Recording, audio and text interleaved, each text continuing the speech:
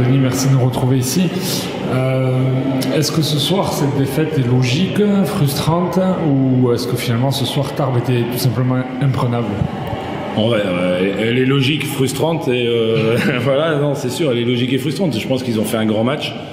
On a été un peu trop permissif en première mi-temps parce qu'il y a eu des tirs ouverts qu'on doit fermer. Et malgré ça, sur cette confiance, ils ont bâti un début de deuxième mi-temps avec des tirs vraiment très très compliqués qui ont trouvé le filet. Et on a beaucoup mieux défendu en deuxième mi-temps. C'était beaucoup plus agressif.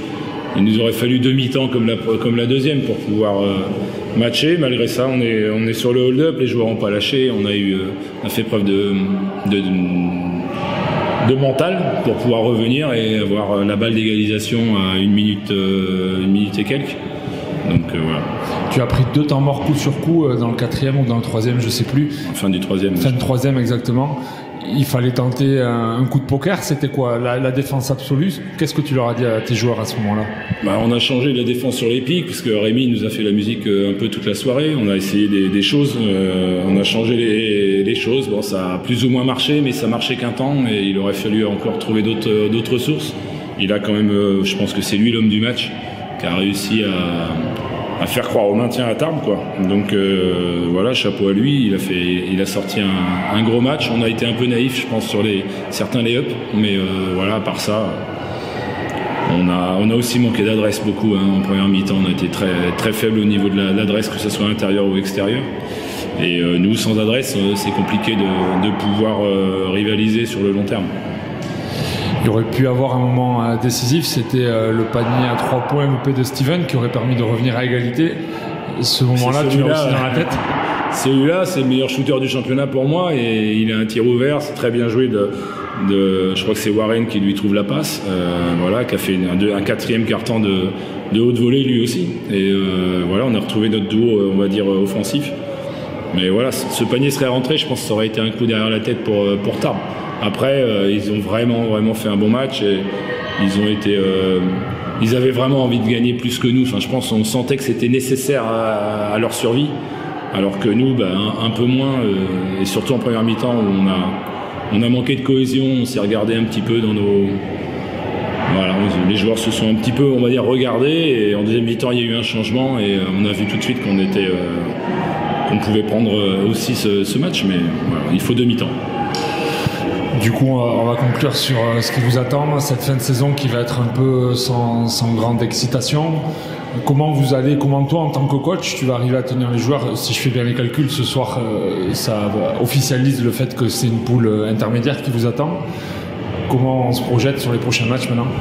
Nous, on va déjà bien récupérer. Il y a pas mal de petites fatigues, de lassitude aussi. Donc la semaine de repos va faire du bien. Et après, l'objectif, il est double. Il est forcément de faire les playoffs, d'être dans les playoffs et d'essayer de passer quelques tours. Mais pour ça, il faudra gagner des matchs dans la deuxième phase. On va attendre de connaître tous nos adversaires.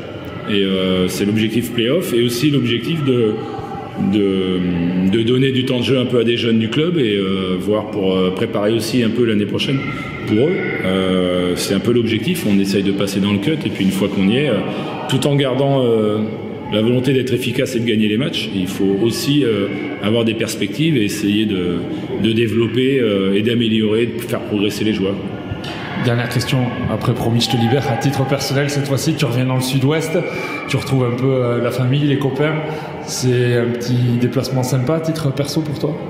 Ouais, là en ce moment j'ai du mal à le voir, parce que j'ai perdu et que c'était ma priorité du week-end.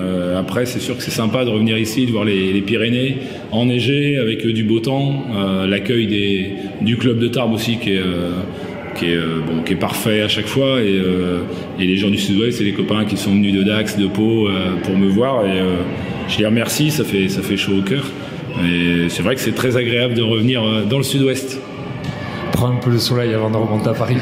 Merci Denis. Merci.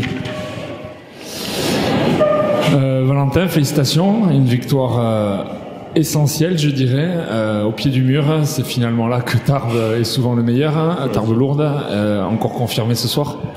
Ouais, c'est comme exactement tu l'as dit, on est meilleur au pied du mur. Je pense qu'on fait une première mi-temps encore une fois de très haut niveau.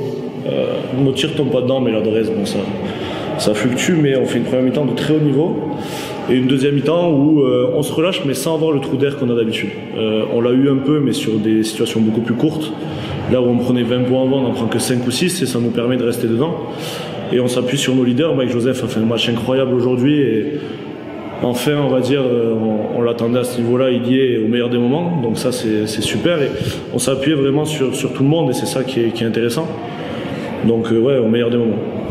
Justement, tu dis que tu t'appuies sur tout le monde. Un début de match où le premier changement, c'est que tu changes ta paire d'intérieur. Tu as vraiment, d'ailleurs ce soir, Ludovic qui démarre la rencontre.